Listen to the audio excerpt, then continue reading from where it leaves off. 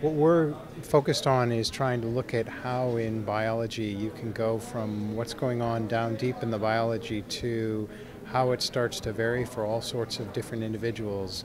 And that's really a struggle in the pharmaceutical industry today, but ultimately in the end you have to get a drug into a person and have it work for an individual. So we're both trying to help with how do you figure out where it fits in the population, and then on the other end, in the healthcare industry, how do you help physicians, providers decide what drugs are going to work best for a patient and what kind of medication versus lifestyle trade-offs people should make. And we think that modeling has a way to contribute to both of those problems.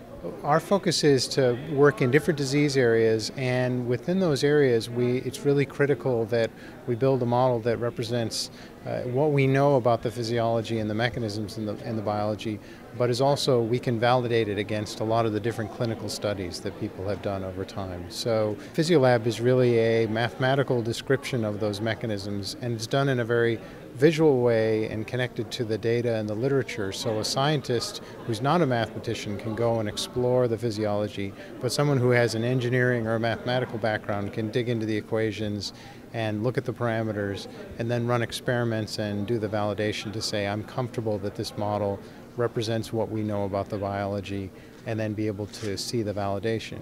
And once you've got a good validated model, then you can start to make predictions and say, what do you think is going to happen with this new drug when you put it into this new population?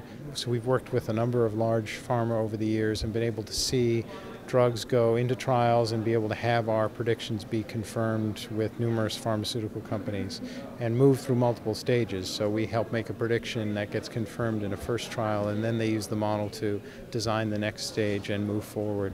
Really what we've been able to do is help people see where there's maybe a dead end, but more importantly where there are places where something might work but you need to design the trial to be successful. We're helping people be successful more quickly, be more efficient in the process. And that's, in the pharma industry, it's becoming more and more important to be more efficient and successful in these trials. They can't really afford to have failed trials. And it's not always that trials fail because the drug is bad. Trials fail because of poor experimental design or poor understanding of patients. And with the right use of modeling, just as you would use modeling to make sure that your chip design worked, use modeling to make sure your clinical trial design is going to work before you put the millions of dollars into it. I think personalized medicine is scary to people for a couple of reasons. One is there's so much data to choose from, and how do you do that? And I think that's where modeling really has a place to contribute is, okay, there are so many things you could measure, but which ones are really important? Which ones are going to contribute to really separating patients out? And you could run a trial and hopefully gather all the right data and measure the right markers and figure that out after the fact. Or with modeling, you could try lots of different protocol variations in patients, figure out in the model what things separate patients, and then you know what to measure in a trial and when to measure it. I think the other interesting opportunity for modeling is a lot of people, when they think about personalized medicine, they think about genetics. Well, I'm going to just look at the genes.